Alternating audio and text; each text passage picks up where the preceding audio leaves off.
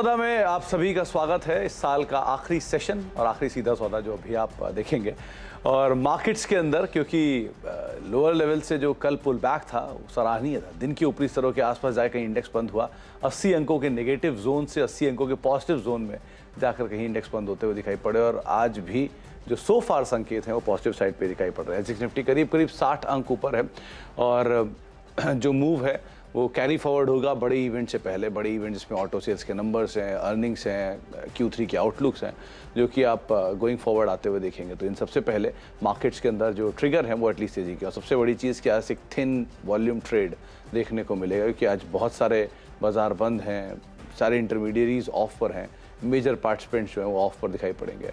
लेकिन Hang Seng Shanghai सब हरे निशान में ही अभी कामकाज कर रहा है, और एक बेहतरीन संकेतों के साथ नीरज जी मेरे साथ मौजूद भी हैं। तो नीरज जी, आज तेजी, आज भी मंदी नहीं, आज संकेत अच्छे हैं। आज तो बढ़िया संकेत दिख रहे हैं। यूएस में भी इतनी अच्छी तेज़ी बनी, और जो सबसे ज़्यादा पिटते थे उसमें सबसे ज़्यादा तेज़ी आई। नैस्डैक देखिए 2.3% ऊपर है। हालांकि साल बहुत ख़राब उन स्टॉक्स के लिए हो रहा है, लेकिन अंत के दिन में थोड़ा सा रिकवरी देखने को मिली है यार। लेकिन क्योंकि इतना कम वॉल्यूम पे ट्रेड हुआ है ना कि उसको बहुत भाव नहीं दे रहा हूँ। मैं तो कह रहा हूँ कि ट्रेडमिल पे चल रहा है मार्केट, रोज कभी 300 ऊपर, कभी 300 नीचे, कभी 300 ऊपर। तो वो मतलब ये साल जा ही नहीं रहा है। ये साल इंडेक्स ने भले रिटर्न 4% दिया हो, लेकिन जो ट्रेडर होंगे ना थका दिया। मतलब वो तो एक्चुअल में वो कहते नहीं कि जो विनर बन के आए होंगे वो बेचारे क्या क्या झेल के आए होंगे वही जानते हैं। नहीं, मुझे लगता है कि अगर 2022 में आपने बहुत अच्छी ट्रेडिंग करी होगी ना तो आपने बहुत पैसा बनाया होगा, क्योंकि इतने मौके दिए ऊपर नीचे के कि आपने अगर स्मार्टली किया तो बना रहे। अगर आप इन्वेस्टर थे तो डेफिनेटली आपके लिए बहुत अच्छा साल नहीं रहा होगा, क्योंकि रिटर्न बहुत अच्छे बने नहीं। इंडियन मार्केट में थोड़ा बने हैं, यूएस मार्केट में तो इन्वेस्टर ने लूज़ किया, चाहे वो डेट में पैसा बनाया हो, इक्विटी में रहा हो, सब जगह लूज़ किया आपने। लेकिन इंडियन मार्केट में इन्वेस्टर हो सकता है थोड़ा बनाया हो, लेकिन ट्रेडर ने बहुत बनाया होगा अगर उसने समझदारी की, क्योंकि इतनी वॉलेटिलिटी दिखी है ना। पिछले इसी हफ्ते में देख लो ना, एक दिन 700 पॉइंट ऊपर, फिर 700 पॉइंट नीचे, फिर 300 पॉइंट ऊपर, फिर कल में आप देखो, बाकी छोड़ दो, कल ही देखिए 80 पॉइंट नीचे तो 80 पॉइंट ऊपर, तो 160 पॉइंट निफ्टी में स्विंग 1% का स्विंग। तो ट्रेडर तो चाहता है कि वोलेटाइल रहे मार्केट, तो वैसा मौका दिया है। तो मुझे लगता है कि आखिरी दिन है आज हमारे लिए, भारत का ट्रेडिंग का आखिरी सेशन है। तो मार्केट में ऐसी कोई खबर नहीं है जिसको, बल्कि एक बहुत अच्छी खबर है इटली वाली, जहाँ से वो एक यात्री को उतार के टेस्ट किया गया तो उसमें कोई नया म्यूटेशन नहीं मिला, वही वाला BF7 वाला वेरिएंट है, तो उसको टैकल किया जा सकता है। इसलिए मार्केट को थोड़ा सा अंदर से लगा कि नहीं, ये जो नई चिंता खड़ी हो रही थी अब वो थोड़ा सबसाइड हो सकती है। असंभव कुछ भी नहीं, आगे कुछ भी हो सकता है, लेकिन फिलहाल के लिए है। असली जो 2023 की चिंता होगी ना, वो रिसेशन की होगी। रिसेशन है कि नहीं है, अगर आता है और दिक्कतें बढ़ती हैं तो फिर मार्केट वो एक्चुअली वो अगर मान लीजिए प्रॉब्लम है तो बहुत प्रोलॉन्ग होती है, बहुत परसिस्ट करती है। रिसेशन ग्लोबल या इंडियन? यूएस का। इंडिया में तो इंडिया में कहाँ डिसीजन है, यहाँ तो आ ही नहीं सकता, यहाँ तो आ ही नहीं सकता। यहाँ तो मतलब जिस तरह से लाइन लगी हुई है खाने की दुकानों पे, गाड़ियाँ बिक रही है 18 मतलब यही साल है वो साल जहाँ पर महिंद्रा ने ट्वीट किया था कि एक ही दिन में, एक ही घंटे के अंदर 18,000 करोड़ की गाड़ियाँ बिक गई थी। वो महिंद्रा XUV 700, ये वही साल है। तो अंदाज़ा लगा लीजिए कि ऐसा नहीं है कि इस साल में कुछ अच्छा नहीं हुआ, बहुत नहीं, ईयर एंड क्लोजिंग 38 लाख गाड़ियाँ बेच के होगी भाई। 4 व्हीलर की 38 लाख गाड़ियाँ, ये अपने आप रिकॉर्ड। ये मुझे सिर्फ किसी और ने मारुति के शशांक जी नहीं बताया है। तो अभी वो ऑटो सेल्स के नंबर्स भी आएंगे, आपको अंदाज़ा लगी जाए किस तरह की डिमांड ड्रिवन स्टोरी आप देख रहे हैं। बाकी टूर्स एंड ट्रेवल्स में तो अंदाज़ा लगी गया है आपको कि कैसे है। लेकिन हाँ, ये ज़रूर है कि इंडिया का जो स्वीट स्पॉट है वो और शायद बेटर होता जाएगा विद टाइम, और बेटर होगा, क्योंकि हम लोग नए साल की पूरी बात कर रहे हैं। तो मुझे लगता है एक अपॉर्चुनिटी आपको ज़रूर मिलेगी, जिस पर एक बहुत डीप कट आएगा बहुत शॉर्ट टाइम के लिए। वो डीप कट इसलिए आएगा, देखिए हम लोग ये कह रहे हैं ना कि यूएस में रिसेशन आएगा सौरभ मुखर्जी के, तो वो भारत के लिए बहुत अच्छा होता है। बहुत उनका फेमस ही डायलॉग है। मैं इससे सहमत भी हूँ, इससे असहमत भी हूँ। सहमत इसलिए हूँ कि बात सच है कि जब वहाँ पे इस तरह दिक्कत आएंगी तो आपकी मनी और ये सब चीज़ें यहाँ आना फ्लो होती, तो वो हमारे लिए गेन होता है, और ये हिस्टोरिकल रिकॉर्ड में भी है। दिक्कत ये है कि हर बार की सिचुएशन अलग अलग होती है। ये मुझे लगता है ये बहुत ही गलत एनालिसिस होता है कि आप हिस्टोरिकल डेटा पढ़ के फ्यूचर के एनालिसिस करने लगते हैं, क्योंकि हर बार कुछ ना कुछ वेरिएंट्स चेंज होते हैं।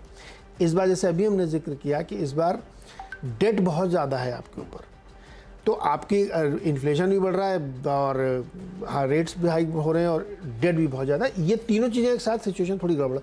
तो इसलिए एक हो सकता है कि ऐसा कभी आप लगे कि अचानक से बहुत करेक्शन आ गया, वो बजट के आसपास हो सकता है, बजट के बाद हो सकता है, बजट के पहले हो सकता है, एनी टाइम हो सकता है, लेकिन वो एक मौका होगा, बहुत शॉर्ट लिव्ड होगा, ये अगेन मैं कह रहा हूँ। तो उसमें इन्वेस्टर के लिए बहुत ही बढ़िया मौका होगा जब आप अच्छे अच्छे स्टॉक्स में एंट्री लें, जिसमें अभी आपको लगता है कि अरे तो बड़ा महंगा है, वो मिलेगा आपको सस्ता। चलिए, ये डिस्कशन चलता रहेगा और नए साल में पहुंच जाएंगे। इनफैक्ट इतना लंबा डिस्कशन है। खैर, आगे बढ़ते हैं और शुरुआत करते हैं उन स्टॉक्स की जिनके ऊपर आज आपको फोकस करना है। तो उसमें पहला नाम जो मेरी तरफ से रहने वाला है वो है न्यूज़ फ्लोज के दम पे HG इंफ्रा का स्टॉक। HG इंफ्रा को चुनने की इनफैक्ट पहला नाम माफ कीजिएगा, यूनाइटेड स्पिरिट्स है, रेडिको खैतान, ये दो नाम है जिनको आज आपको पहले चुनना होगा। इन दोनों को चुनने की वजह ऑब्वियस ही बात है, एक तो बीट एंड डाउन स्टॉक्स हैं। कल के ही सेशन में अगर आप देखेंगे तो यूनाइटेड स्पिरिट्स ने करीब करीब 860 865 के आसपास के जोन्स दिखाए थे, लेकिन वहाँ से एक बहुत स्ट्रॉन्ग कम बैक किया, पुल बैक किया। तो ये गिव अप तो नहीं होगा इतनी आसानी से। तो आपको कोई भी फॉल, कोई भी डिक्लाइन मिले, आप उसमें पोजीशन देख सकते हैं अपनी, क्योंकि ये फंडामेंटली ऑब्वियसली बात है स्ट्रॉन्ग स्टॉक्स है और स्ट्रॉन्ग डिमांड है, ईयर एंडर डिमांड आज होगी ही। और प्लस वैसे भी ये कंपनी अच्छी है, मतलब अगर आप स्पेस को ढूंढ रहे हैं तो इसमें दो लार्जेस्ट प्लेयर आपकी स्क्रीन पर है, इसमें रेडको खैतान और आप यूनाइटेड स्पिरिट्स, इन दोनों के ऊपर नज़र रख सकते हैं। ये पूरा स्पेस बजिंग और कंजम्पशन डिस्क्रिशनरी स्पेंडिंग पर है, डिमांड पैटर्न में बड़ा चेंज हुआ है। और प्लस मतलब अगर आप कोई मल्टीनेशनल ढूंढ रहे हैं तो यूनाइटेड स्पिरिट्स, इंडियन ढूंढ रहे हैं तो रेडिको, दोनों आपकी स्क्रीन पर आप उस हिसाब से देख सकते हैं।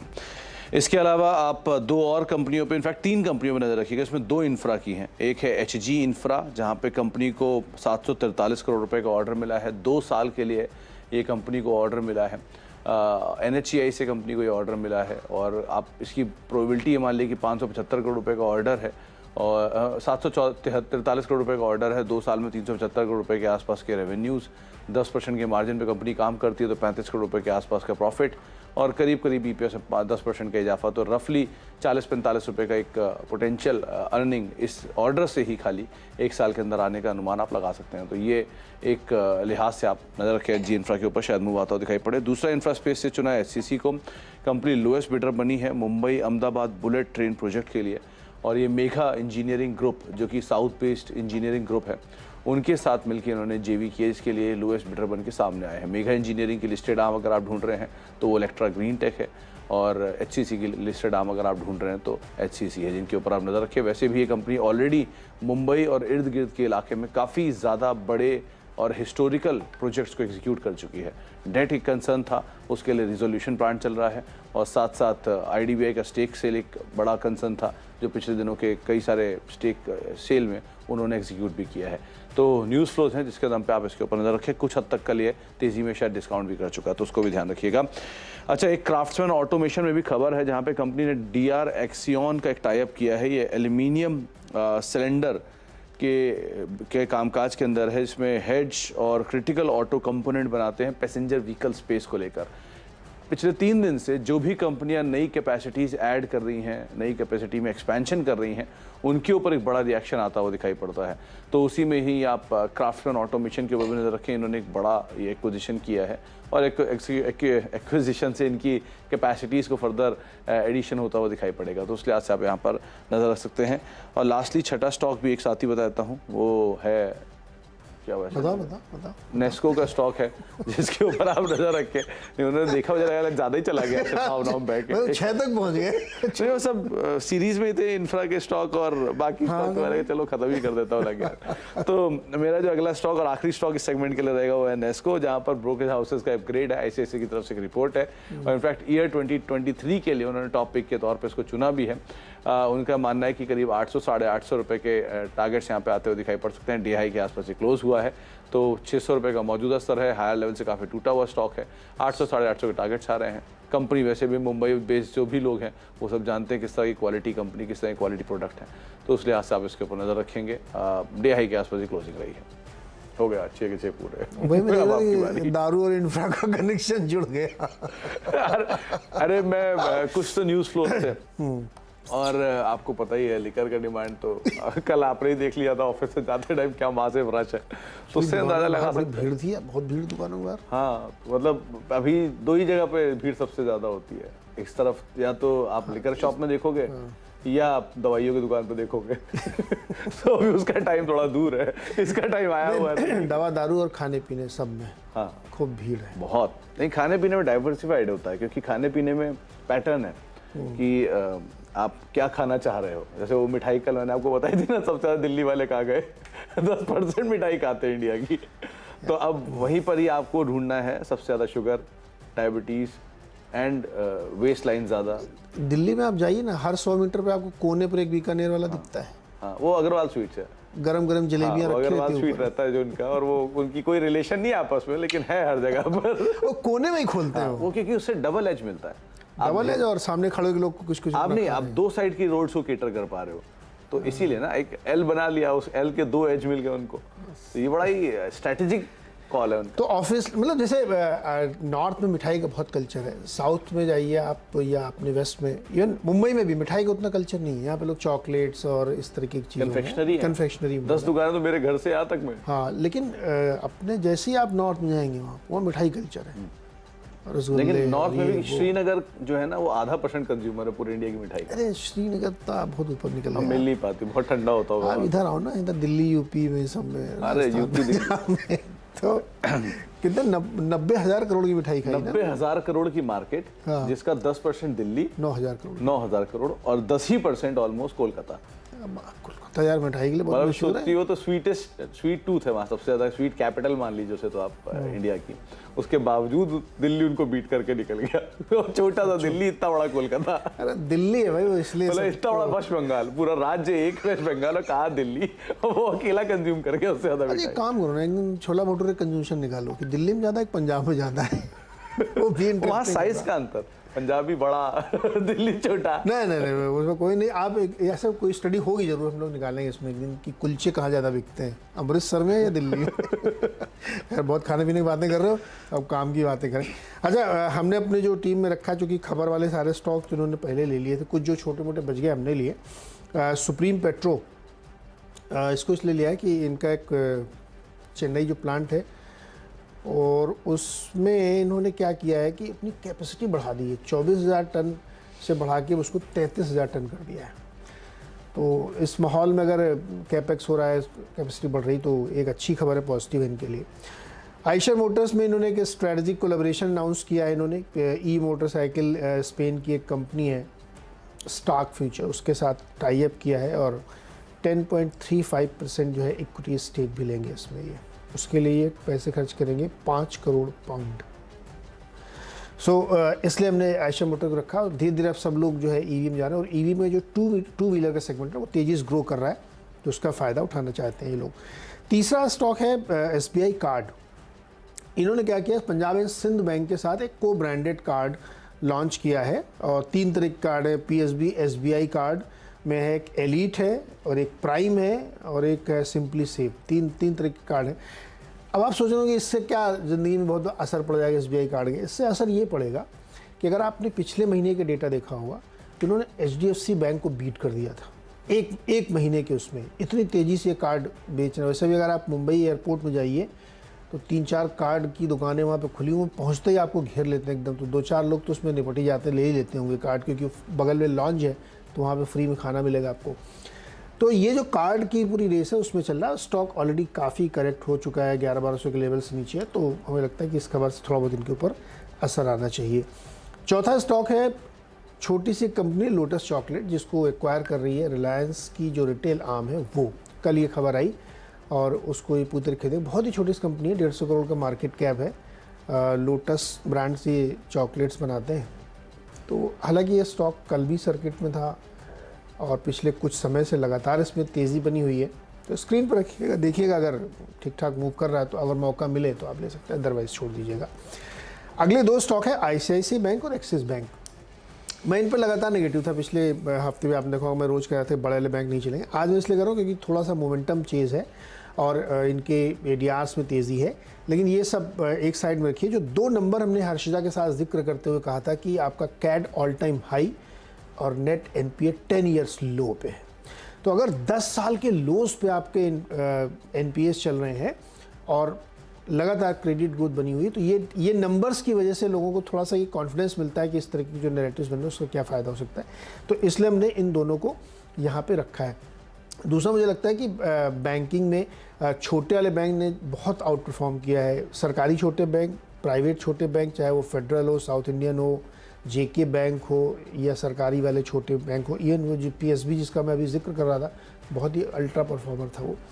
तो अगर छोटे बैंक इतना आउट परफॉर्म कर चुके हैं और ये हम इस बिलीफ पे चल रहे हैं कि नए साल में मार्केट ऊपर की तरफ जाएगा, तो फिर बैंक को चलना ही पड़ेगा। बिना बैंक के चले हुए तेज़ी बनना मुश्किल। तो इसलिए मुझे लगता है कि आईसीआईसीआई बैंक और एक्सिस बैंक में भी एक अच्छी तेज़ी आपको यहाँ पे देखने को मिल सकती है।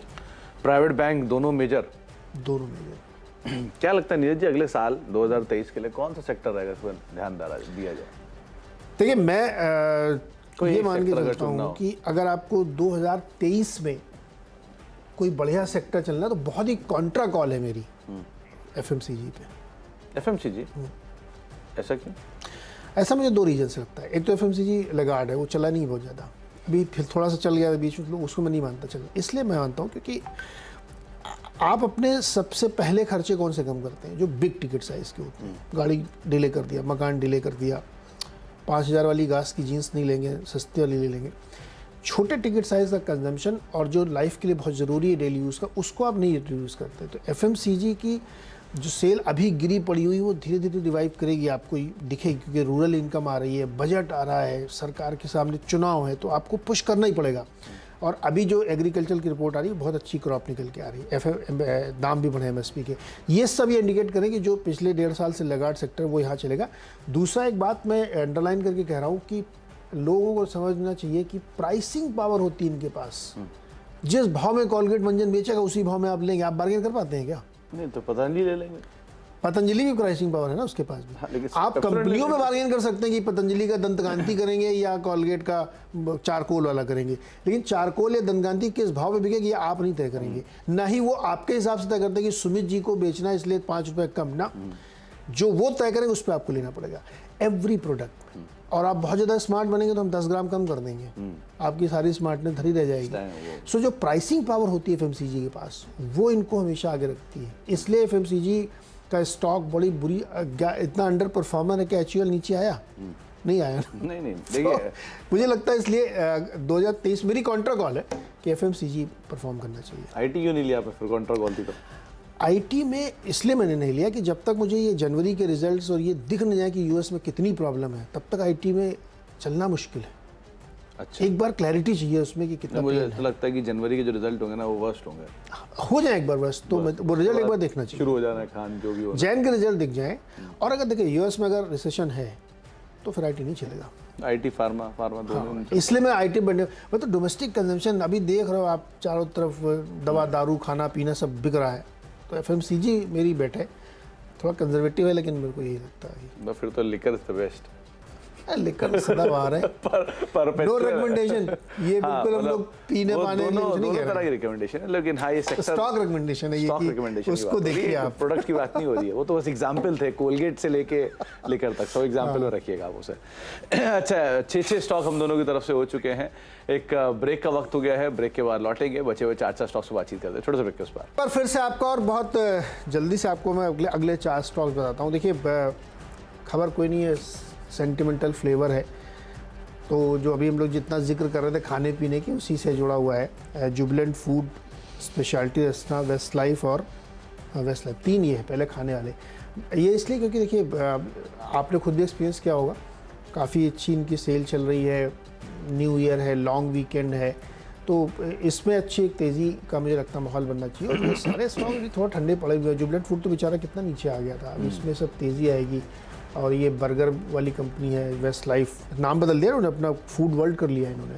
पहले वेस्ट लाइफ, तो वेस्ट लाइफ नाम बुरा नहीं था, बर्गर वगैरह खाओ। रियल एस्टेट से लोग कंफ्यूज हो जाते हैं, डेवलपर था ना वेस्ट लाइफ डेवलपर, सबको लगता है real estate company.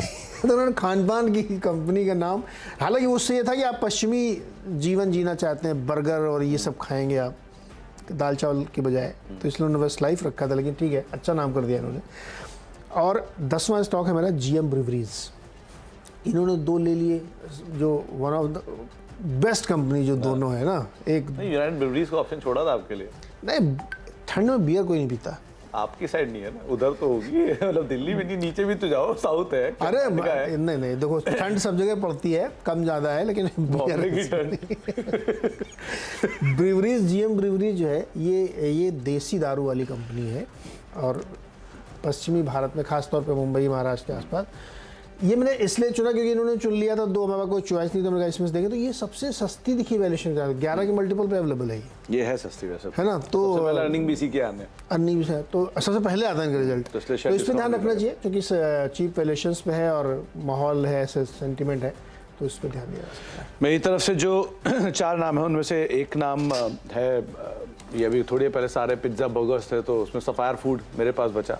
Sapphire food में 2 वजह थी। पहले तो ये रिसेंटली फंड से भी मिल रहे हैं, तो इसमें हाल में ही इन्होंने एक बड़ी मीटिंग गोल्डमैन सैक्स से की थी, और उसके अलावा ये एक अच्छे मूव, ये लिकर नहीं, फूड बिजनेस के अंदर, तो फूड स्टॉक्स के अंदर एक अच्छी तेज़ी देखने को मिलेगी। तो नए साल में आप फूड स्टॉक्स के अंदर जो मूव है उसके आधार पर इसको देख सकते हैं, तो इसलिए सफायर फूड के ऊपर आप ध्यान रखिएगा।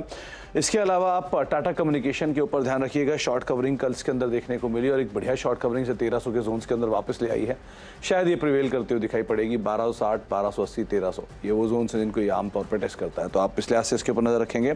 एक अतुल ऑटो के ऊपर आप ध्यान दे सकते हैं, जहां पर ऑटो सेल्स के नंबर से पहले ये स्टॉक कल मूव में था, 3-3.5% की तेजी थी, और जो मोमेंटम यहाँ बना है वो शायद कैरी फॉरवर्ड भी होता हुआ दिखाई पड़े। तो ऑटो सेल्स के नंबर से पहले तमाम ऑटो एंसिलरीज ऑलरेडी बजिंग है, तो कुछ स्टॉक्स को आप ध्यान रखिएगा, उसमें एक अतुल ऑटो रहेगा, और एक Titagarh wagon. Already strong numbers company ने पोस्ट किए थे लास्ट क्वार्टर के, एक वो इटालियन कंपनी का एक्विजिशन, उसके बाद अच्छे नंबर्स, इन दोनों का इम्पैक्ट जो है वो कंपनी के स्टॉक प्राइस में दिख रहा है। स्टॉक प्राइस अपने और साल के ऊपरी स्तरों पर ऑलरेडी पहुंच चुका है, और जो ये मोमेंटम इसने गैदर किया हुआ है ये शायद आगे भी कैरी फॉरवर्ड रहेगा, क्योंकि अभी भी कई सारे ऐसी बस भी है मार्केट में कि तेजस जैसे बड़ी जो रेलवे के प्रोडक्ट्स हैं उनके ये जो व्हील्स एंड बाकी प्रोडक्ट्स हैं वो प्रोवाइड करा सकता है। तो ऐसे अच्छे ऑर्डर्स अगर कंपनी को मिलते हैं तो वो कंपनी के लिए अच्छा ट्रिगर भी बनेगा। तो इसलिए आज से आप टीटागढ़ वैगन जैसे स्टॉक के ऊपर भी नज़र रखेंगे। वैसे भी ये साल के